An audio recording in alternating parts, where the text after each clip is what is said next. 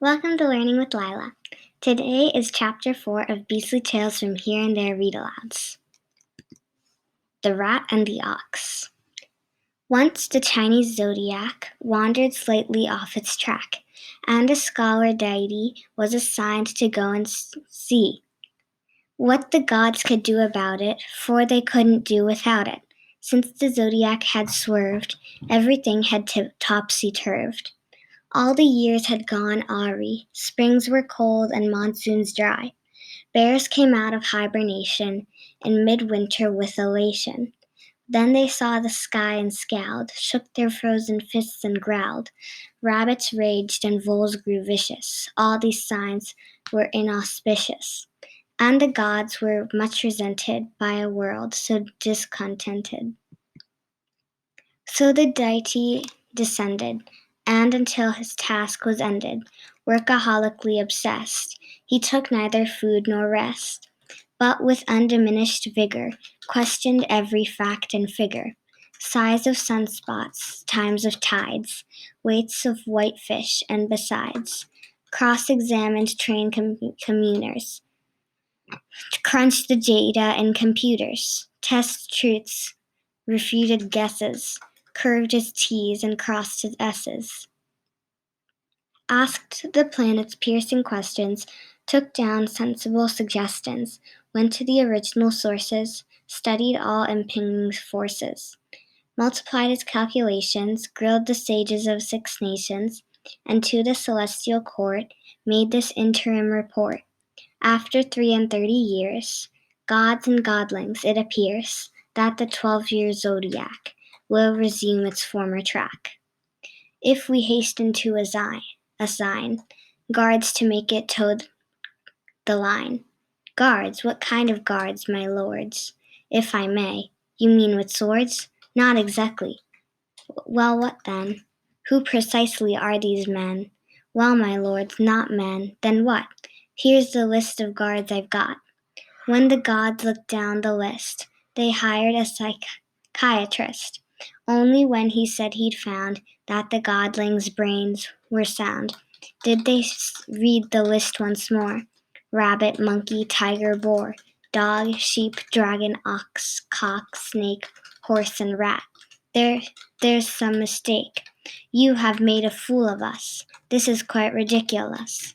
It's an interim report, came the godling's mild retort. If you quash my findings, I could attempt a second try, but it might take 5 and 50. No, the gods cried, somewhat swiftly. No, we're sure you're right. Sorry we were impolite. Please, don't be offended. Do what you have recommended. Yes, we do endorse it, and when final, we'll enforce it. When the godling went again to the world of beasts and men, he assigned, then tried to steer each beast to his proper year. Several animals objected to the years that he'd selected. Sheep and dog, for instance, hated to be harshly separated, and the boar, assigned the rear, threatened to boycott his year. Both the tiger and the rabbit felt the other should inhabit distant regions, and the sheep silently began to weep. To control the zodiac and bring peace and order back, only one refused, and that selfish creature was the rat. Now the rat was always reckoned difficult, and so the second year had been assigned to him, though in fact his claims were slim, to the quite unprecedented honor that this represented. But the rat was far from grateful, and he screamed in accents hateful, "Are you trying to ignore me? Why has this ox been placed before me? Equity has been denied. Merit has been thrust aside. Justice, faith, and truth have gone." On he screamed, and on and on. Though the scholar godling tried, he would not be mollified. If the ox is great, I'm greater. Ask a neutral mediator. Why he wept was never clear, so it cannot be stated here. Whilst the snake and dragon hissed, we can never coexist. Why is he my next-door neighbor? But at last, with love and labor, pleas and patience, they agreed. to accept the pressing need. If the ox is big, I am bigger. Nonsense, groaned the ox, your figure is as tiny as a tit. Ask the Deity, you twit. But the rat screamed, I refuse, for his biased, spiteful views.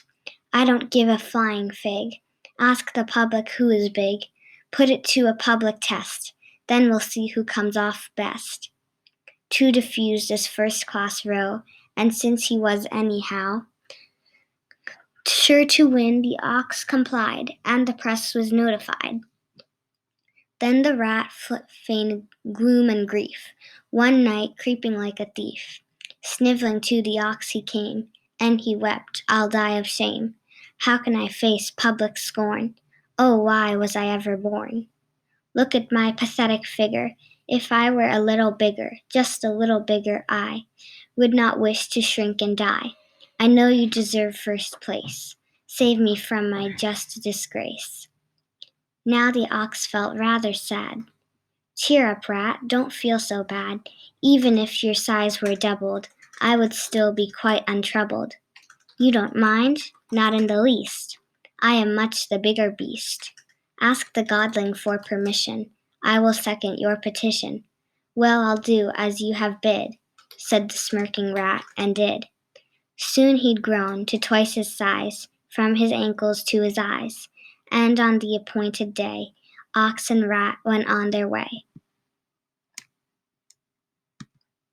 Thank you for listening to